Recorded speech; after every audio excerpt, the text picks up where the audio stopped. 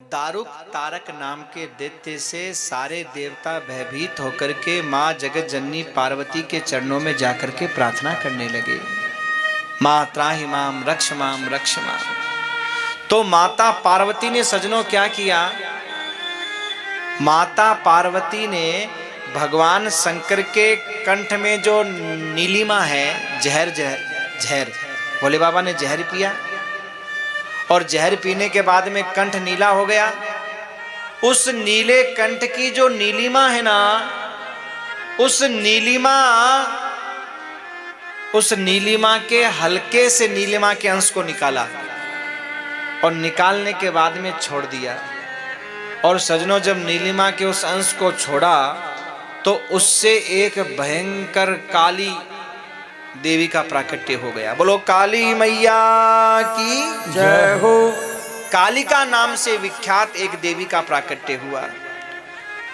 और महाराज माता पार्वती बोली, हे देवी तुम वर्ण से काली हो, अतः कालिका नाम से संसार में प्रख्यात होगी। तुम सारे देवताओं के इस शत्रु का नाश करने वाली बनोगी। जाओ शीघ्र इस दैत्य को मार दो।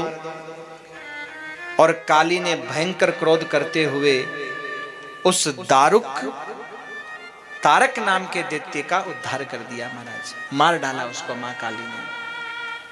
और मां काली ने उसका वध करने के बाद यहां वर्णन किया गया है कि उज्जैनी के शमशान में जाकर के निवास किया और भयंकर चित्कार करने लगी क्रोध के कारण, क्योंकि भगवान शिव के उस जहर से उत्पन्न हुई थी, इसलिए उसमें भयंकर क्रोध था। महाराज काली में भयंकर क्रोध, और उस क्रोध के कारण वो चित्कार कर रही थी। और उस चित्कार के कारण सारी पृथ्वी, तीनों लोक भयभीत हो रहे थे। और जब सारे लोक भयभीत होने लगे तो देवता लोग भी घबराए। महाराज मन में सोचा, एक दैत्य को मारने के लिए देवी को प्रकट किया और इस देवी से सारा संसार परेशान हो गया। तो महादेव के शरण में गए, हे महादेव अब इस देवी से कैसे छुटकारा मिले। महाराज अब ये देवी शांत कैसे हो, इस देवी का क्रोध कैसे शांत करें, इस देवी के क्रोध को शांत करो। तो भगवान शिव ने एक बालक का रूप धारण किया। उस क्षेत्र की रक्षा करने के लिए क्षेत्रपाल के रूप में भोले बाबा ने एक छोटे से बालक का रूप धारण किया। बोलो शंकर भगवान की जय हो। और वो बालक उस काली के सामने जाकर के रोने लगा। अब चाहे माँ को कितना भी क्रोध आए, लेकिन छोटे बच्चे पे तो ममता आएगी आएगी। महाराज उस छोटे बच्चे की आंख में आंसू देखे, उस प्यारे से बच्चे को रोता हुआ देखा, तो उस काली ने चित्कार बंद कर दी और उस बच्चे को देख करके कहा, बेटा क्यों रो रहे हो। बोले बड़ी भूख लग रही है, बहुत भूखा हूं, दूध पीना है। तो काली ने कहा, बेटा मेरा दूध पी लो। तो उस बालक को दूध पिलाना शुरू किया। वो भोले बाबा थे और भोले बाबा ने दूध के बहाने से उस काली के अंदर जितना क्रोध था ना, वो सारा पी लिया। महाराज भोले बाबा, और वो चित्कार करने वाली काली एकदम शांत हो गई। महाराज अब चित्कार करना बंद कर दिया। देवता लोग बड़े प्रसन्न हुए और भोले बाबा जैसे ही अपने उस स्वरूप को छोड़ना चाहा तो सारे देवता हाथ जोड़ करके कहने लगे, हे महादेव इस स्वरूप को आप मत छोड़ो, आप ऐसी बालक बने रहो। क्यों, अभी ये काली शांत है और फिर महाकाली बन गई तो हमें बड़ा भय लग रहा है, डर लग रहा है। आप कृपा करो, आप इस रूप को ऐसे धारण करके रखो। भोले बाबा ने कहा, मैंने इसके क्रोध को पी लिया है, अब ये विकराल रूप नहीं दिखाएगी। नहीं नहीं महादेव, हमारे ऊपर कृपा करो, हमारे ऊपर कृपा करो। तो कहा, ठीक है देवताओं, अगर तुम्हें इस काली से भय लग रहा है तो मैं मेरे स्वरूप के ही स्वरूप प्रकट कर देता हूँ।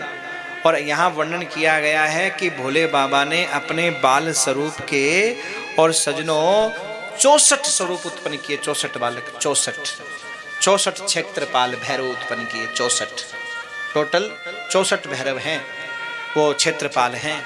तो ये जो 64 क्षेत्रपाल उत्पन्न किए, इनमें से 25 को स्वर्ग में भेज दिया, 25 को तो। और सजनों 25 को तो स्वर्ग में भेज दिया, 25 को पाताल में भेज दिया, बच्चे 14, तो 14 को धरती के ऊपर रख दिया, 14 क्षेत्रपालों को धरती के ऊपर रख दिया। क्षेत्रपालों ने कहा महाराज एक बात बताओ, हमारे पास में वाहन तो कुछ है ही नहीं, हम चलेंगे किस पर, कोई वाहन भी तो हमें दो। तो शमशान में वो कुक्कर घूम रहे थे। कुक्कर कौन? कुत्ते। तो ऐसे कहा ऐसा करो तुम इन्हीं को वाहन बना लो अपना, ये तुम्हारे वाहन होंगे।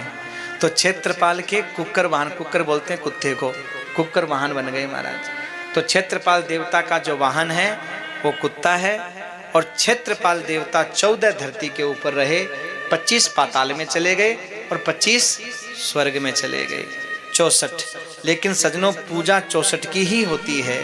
कहा हमारा भोजन क्या होगा, तो कहा काली उड़द एवं चावल मिश्रित जो अन्न है वो आपका भोजन होगा, और इससे जो आपकी अर्चना करेगा, आपको जो भोग लगाएगा वो मेरा प्रिय होगा, और जो आपकी बिना पूजा के कोई भी अनुष्ठान करेगा उसका अनुष्ठान कभी सफल नहीं होगा।